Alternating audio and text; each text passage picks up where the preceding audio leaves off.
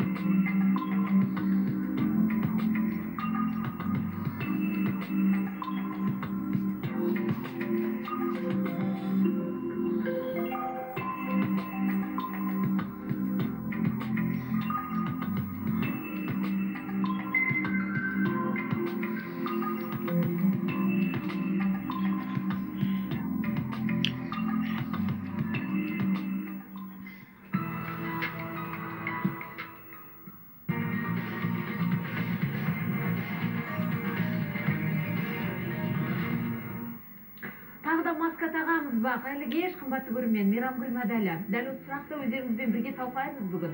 Студиямызда Манар Смағұл ханым келіп отыр, денсаулық сақтау министрлігінің өкілі. Ұлттық дүниежүзілік денсаулық сақтау ұйымы қайтадан маска тағыңдар деп отыр, иә? Мен қазірдің өзінде бір көшеде маска тағып жүрген азаматтарды көріп жатырмын.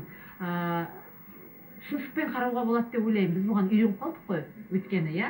Бұл жерде проблема ол маска тағуда емес қой. Проблема қазір бізде бір түсініксіз бір аурулар көбейіп жатыр.